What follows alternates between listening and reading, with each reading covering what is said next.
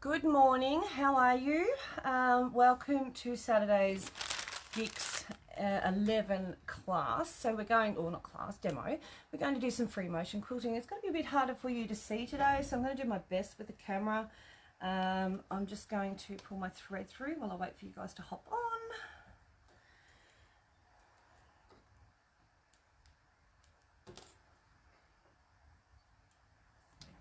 So when you're on, say g'day, let me know. Just get my computer ready so I can see what you see. Not there yet. Okay. Good morning, Karen and Julianne. How are you? I'm going to get my gloves on straight away. Oh, there we go.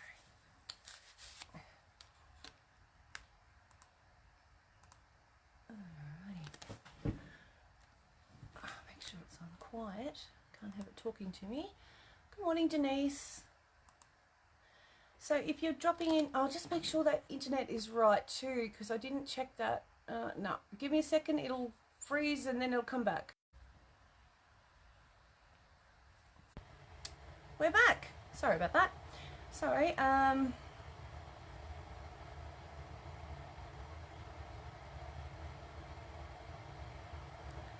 right, so I think that should be better now. Hi, Francis, Denise, Lynette, and Maya. How are you all? Glad you could join me this morning for and Beverly for a little demo. It shouldn't take too long because it's not a very big piece. And good morning, Yvonne and Sue McConchie.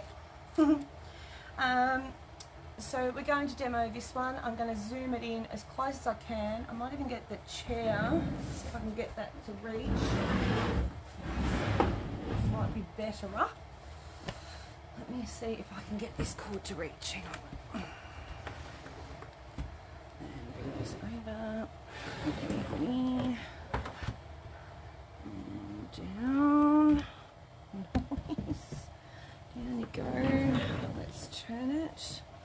That should be better. I'm going to turn it up.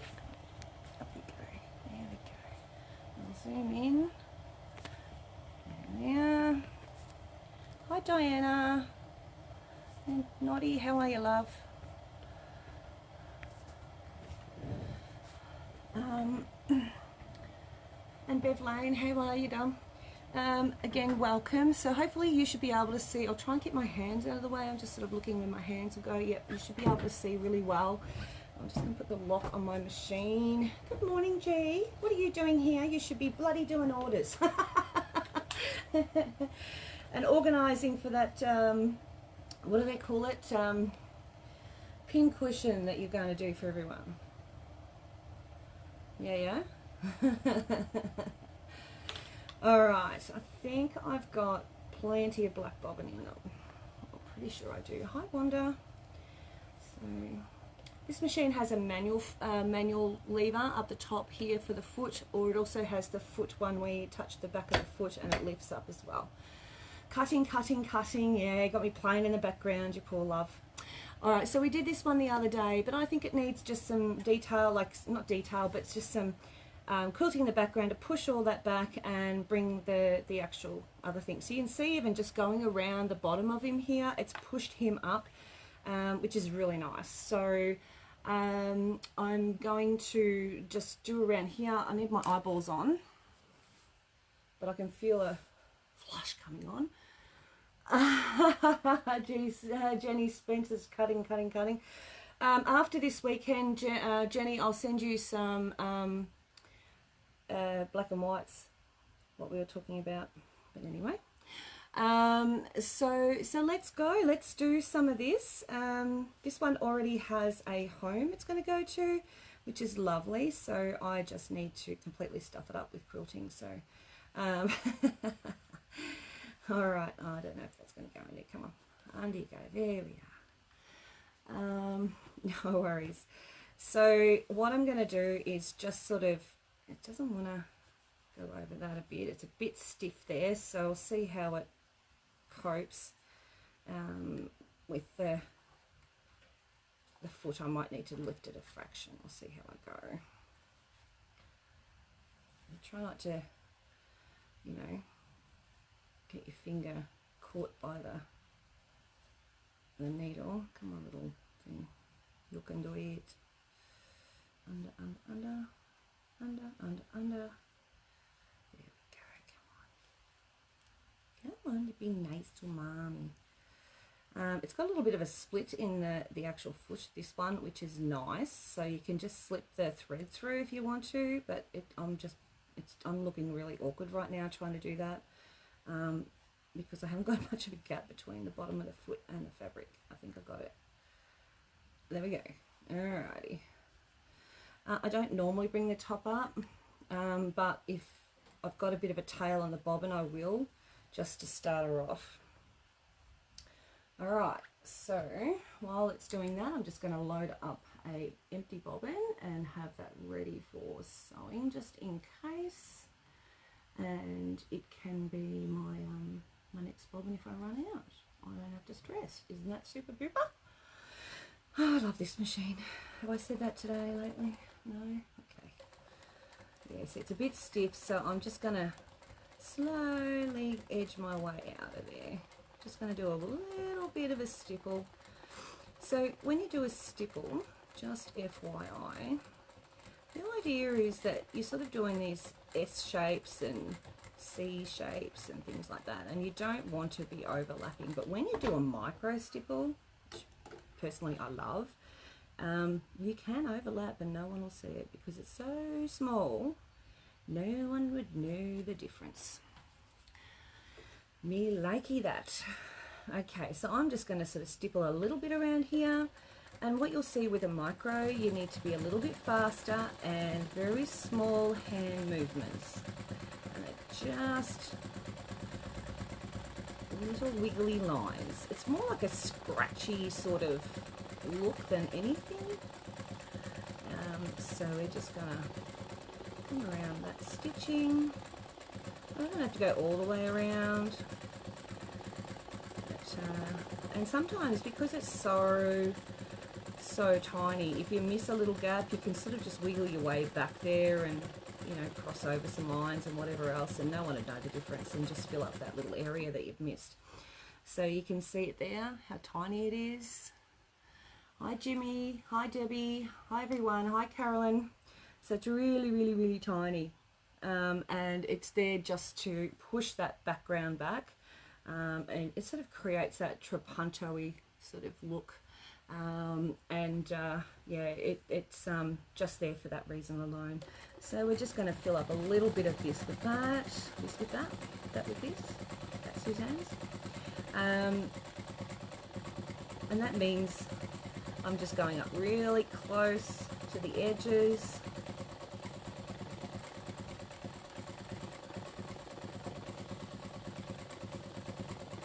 Now, if I want to, I can just fill the whole thing with this stipple, and it does look quite amazing. It sometimes has that sort of velvety, felty sort of feel to or look to it. Creates another whole nother texture.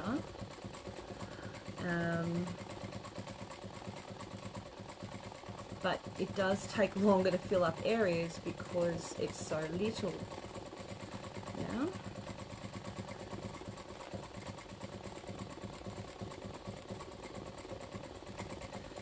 So some of these are a bit stiffer, these areas for me to get into because of the applique, so I'm just going to shove it around a little bit.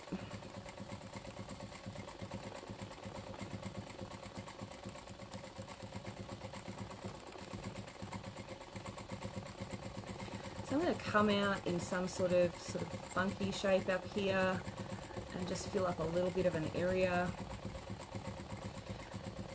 And this is sort of very similar to that divide and conquer thing that I did the other day. Hello Sharon. So really tiny little scratchy movements creates that really nice texture, and you cannot go wrong, to the point of that you know, it just You can't see it. You can't tell whether you've gone over the same line or not. It is so small. And those quilting police people have got bucklies and none of seeing those, okay? Those indiscretions that they seem to think we have, but we don't have. So what I'm also going to do is I'm going to do some pebbles now, another small one. Keep it small, so go in a figure eight. So go around one way and then round the other. Around one way and around the other. And I'm using very small movements. So I've got basically the edge of my glove on this block, because it's very small, and just my fingers just touching just gently. And this hand on my right hand, I've got the first three fingers, which is my little finger through to the middle finger underneath, and my pointer and my thumb on top, and that is just giving me my direction. That's helping me do the movement thing. This is just supporting it on this side, okay? But I'm not pushing and I'm not shoving. All right, it's very small movements. So you go to your left and then to your right, to your left, and your right, back right around. And so this will also create another different type of texture, but it won't look unusual being right next to them. But we haven't done any lines between these ones, so we're still dividing it but not drawing the actual lines. That little click you might have heard, that was my bobbin saying it is full, baby. I don't even know if I got a black bobbin in. Yeah. Oh, you can see all the holes. A morning, Joan says, Julie, yes, nice. So now I've done some circles in there. Again, you'll be very hard up seeing. And let me see if I can get a little bit closer. There we go. Even closer still. So, I'm just going to cut that off. Yeah. And pop another one on while I'm thinking of it. One up there.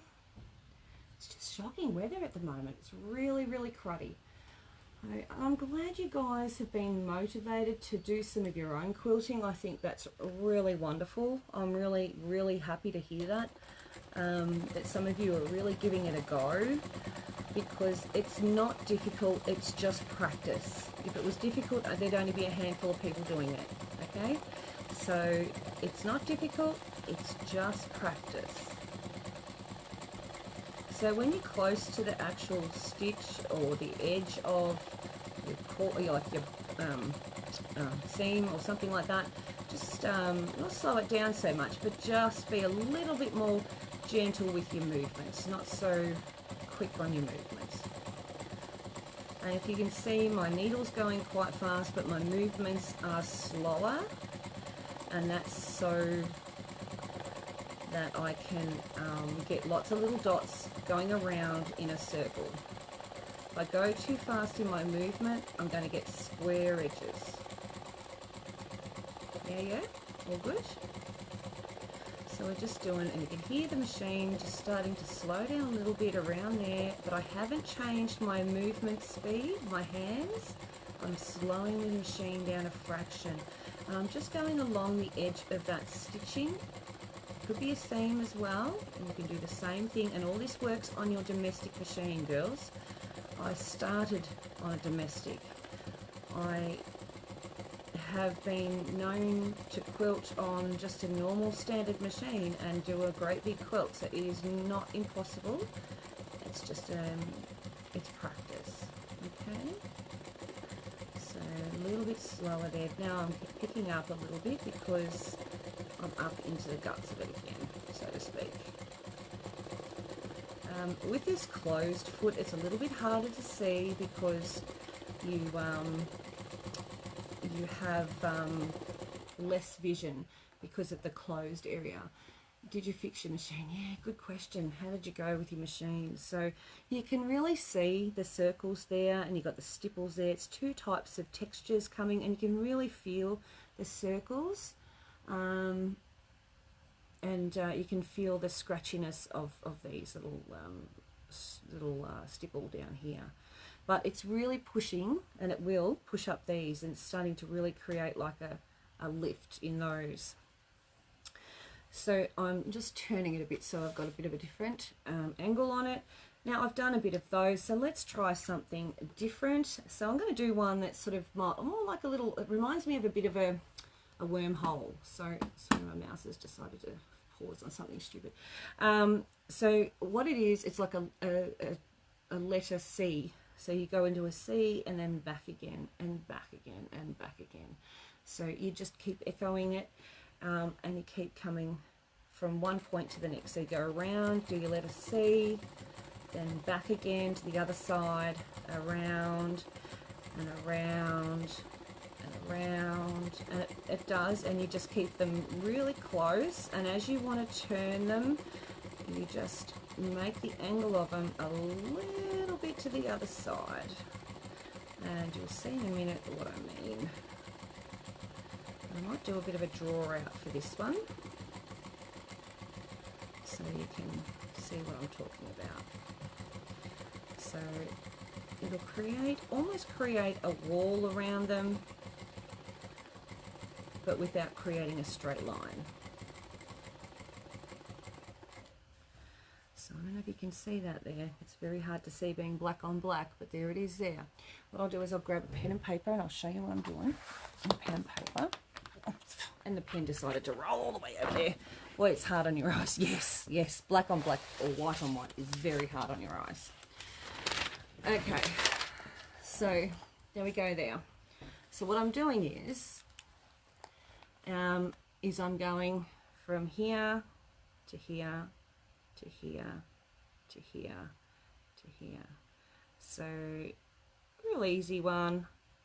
And as I want to turn a corner, so say if I want to go back up, I just slowly turn it that way. I can keep going and create like a, I don't know, what you'd call that, like a, it's just a funnel look. And go right back in on itself if I want it to. And then I can turn it back the other way by angling that next curve, that letter C, to the other direction. And that's how it works, you see? No worries, Kathy. Can you tell me what is the colour, thread and number? Of the variegated one, good question. That is, oh, it's a Mirage. The green one, this is number 02, so it's a Mirage. That's it there. That's the one that I used. All right, so I'm going to do a little bit more of that, and that will help. So I'm going to go along here, and then I'm going to create another sort of wormy line. We're just going to fill up a little bit more of the area, and it's just another texture to add to the piece.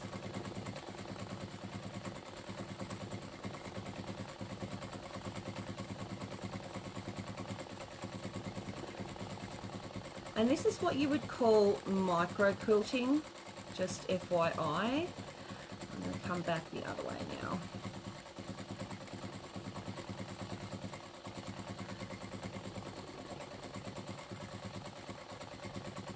And if you've got any looseness or fullness in your quilt at all, this will literally stitch it down to 1 inch of its life. It will not go anywhere.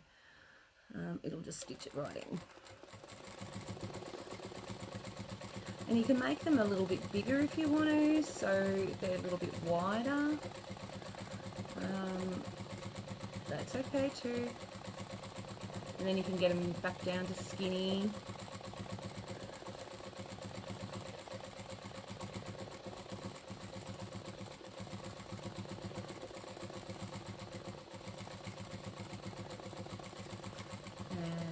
Just reel her off this way, which will leave a gap, but I'm okay because I'm going to come back and fill that in. And I've just gone almost caught up to that. Can you put one in my order, please? Yes. So let me write that down then. Oh, it's a nice colour, isn't it? It's gorgeous. Aqua. Lynn.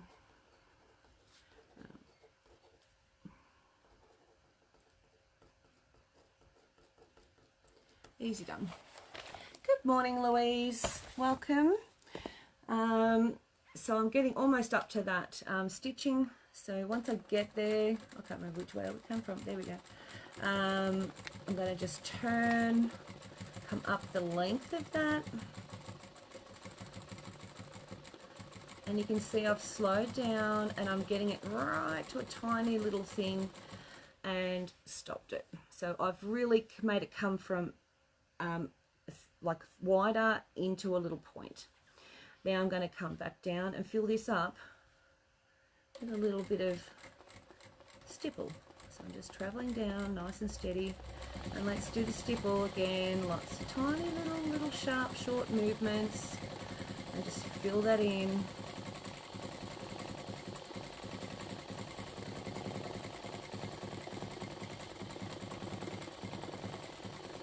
Need your eyeballs on with this one, I tell ya. Without your glasses on, you'll have all sorts of trouble. But it does take longer to fill something like this small block, the background of it, compared to, say, just doing an overall stipple. You know, it's not something that happens quickly, but it gives you some really amazing textures. Yeah. So we've got a little bit of a stipple, and then we've got the pebbles, and then we've got this sort of snaky looking, I don't know, wormhole look. And I've got to here, I'm going to travel back up that stitch line. That's another beauty of doing these. You don't need to cut off all the time.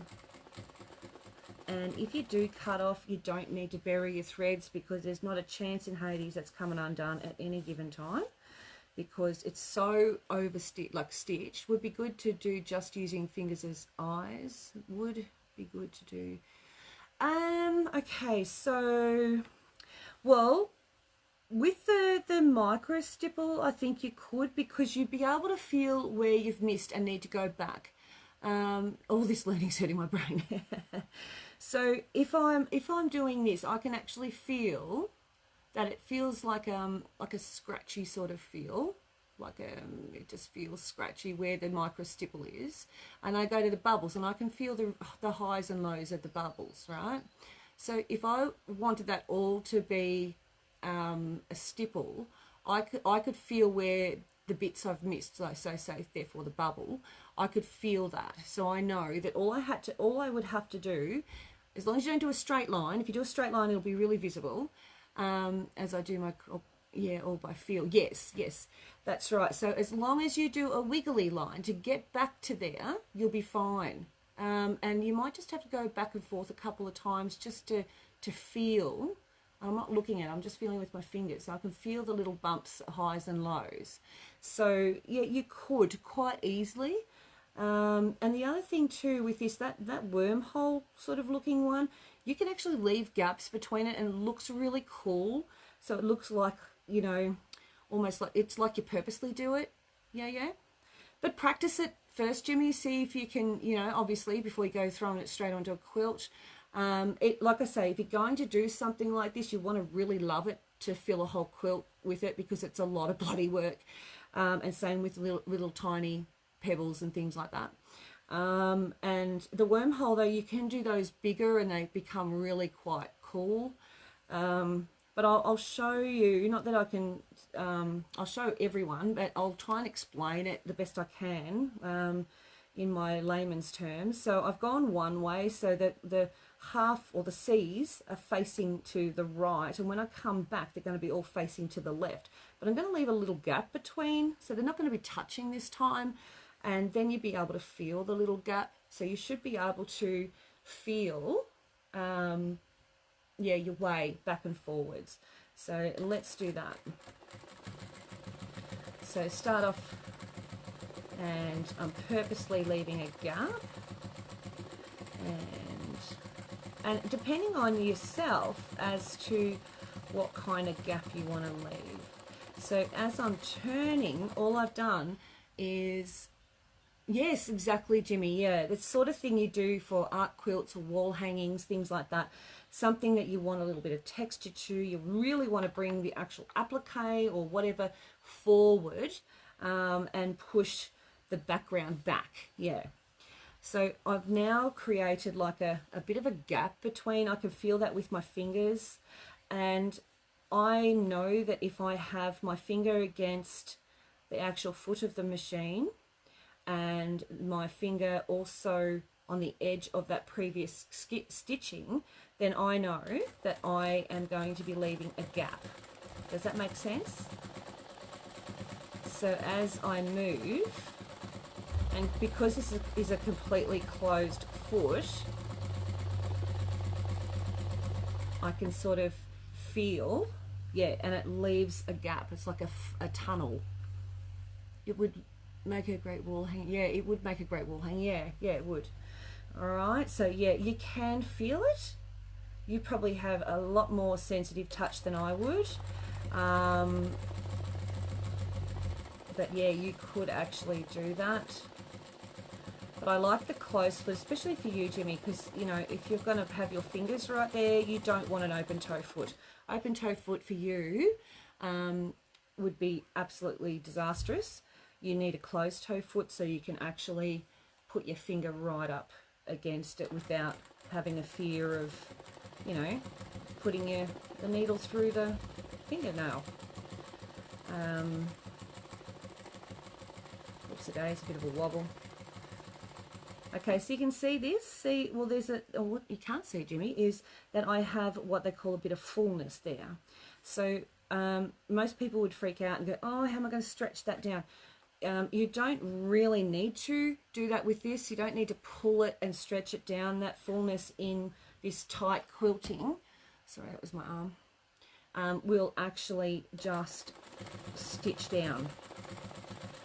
And trust me, it will not go anywhere. And you can see it just stitched down now.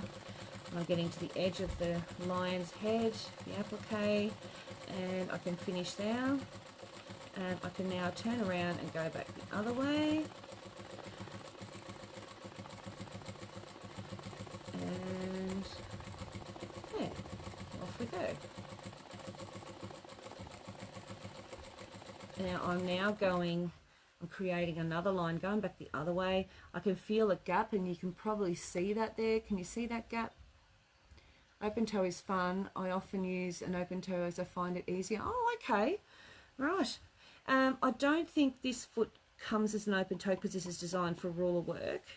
But yeah, you can still do it. Yeah, just be careful you don't hurt yourself. That would freak me out. I'd be watching you cringing. In amazement, yeah.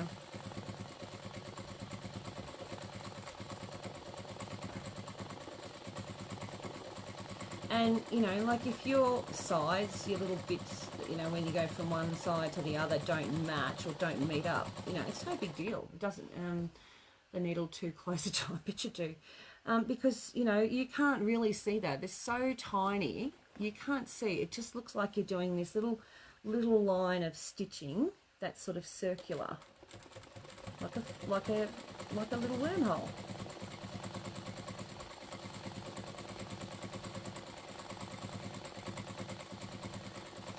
And it is the slightest. You can see how much I'm moving my hands. It's a really quite small amount of movement. And then we've created another one. You can see it's like a little line between each one, and you can feel them. Okay, so that looks pretty cool. So let's do some actual stippling around there and fill in that area there. We're going to finish this afternoon, so let's do some stippling, and again, lots of fast little movements. And like I say if I leave a gap, I'll purposely leave a gap. All right, there's a gap. Left a gap because I couldn't see it. I'm a bit of a deal, so you know, it happens. I think the builders have just rocked in again. Don't know what's going on. I can hear them. And I'm going over here, just filling this little area while I'm thinking of it. But I need to get all the way back. Now, your instinct is to cut off and go back over, because you're sort of sitting there and you're going, oh my God, look at that big gap I've got there. It's going to be really obvious if I stipple all around that. It's going to make it really, really obvious. So you've got two options. You can just wiggle your way back, or you can follow that seam line.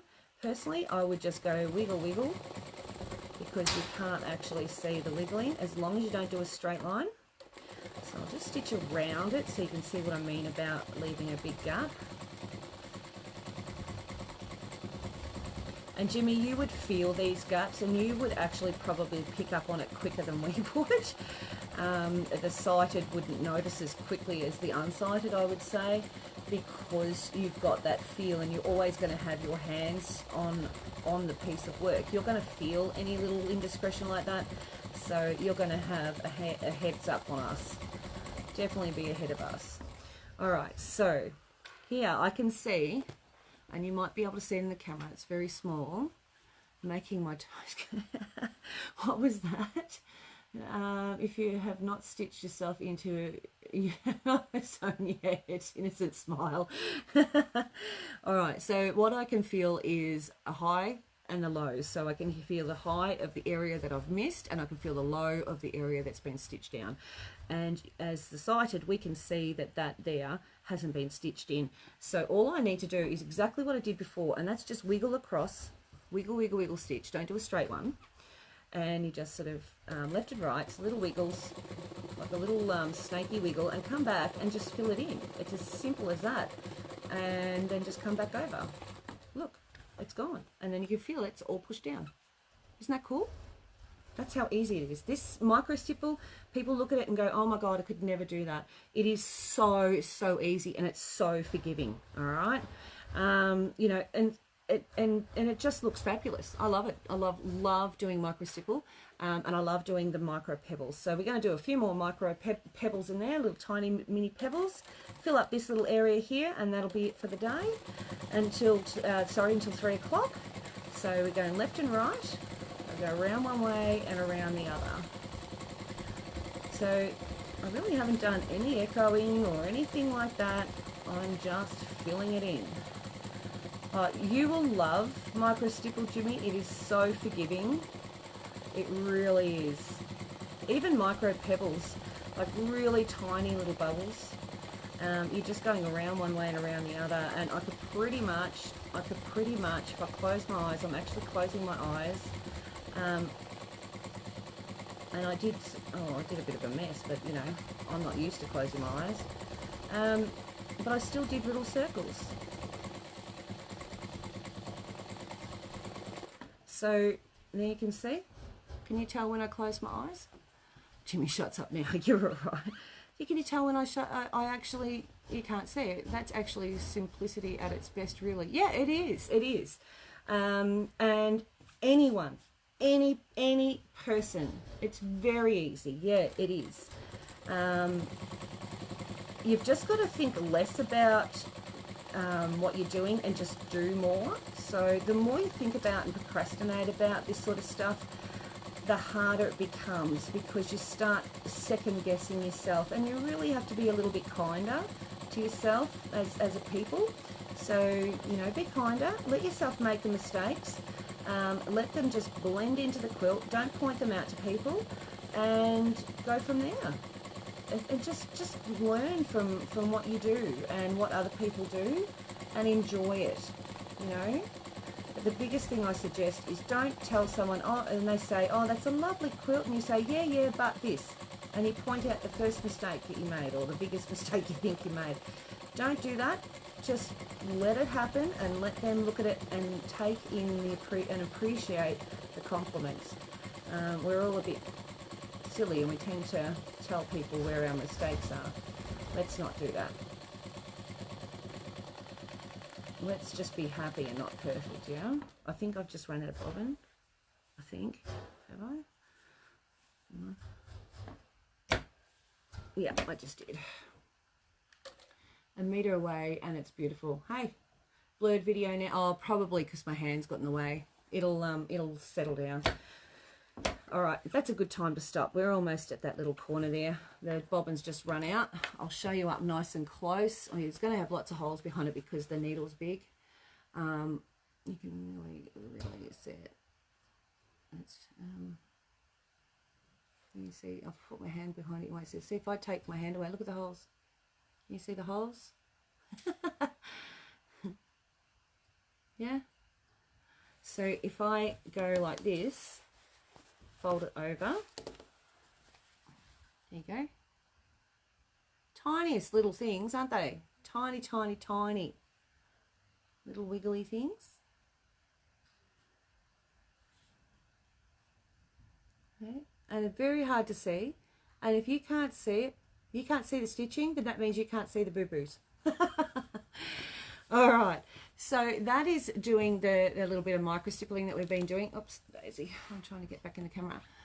Yeah, it looks awesome, doesn't it? And look, once you've got it going, and those holes will settle down, you know, over time, or spray it, and, you know, a bit of steam will actually make those holes close up a bit over time. They will relax. It's just because I've just sewn it, and they get a bit, you know, the fabric separated for the needle. So but yeah, we'll see you back here. Oh, actually, we're going to be in the classroom with the Great International Craft Show, classroom number 1 at 1 o'clock, and we're going to do a bit of fabric painting. Yes, we're going to paint some of that what they call pre-printed panel that I did yesterday, so that we stitched out. So if you want to join us there, it's a free class at 1 o'clock there, and then at 3 o'clock I'm going to do some more of this baby. I'll hopefully have it finished by the weekend. So takes a few hours, but we get there. So there you go. So thanks for joining me, and I'll see you again soon. Bye everyone.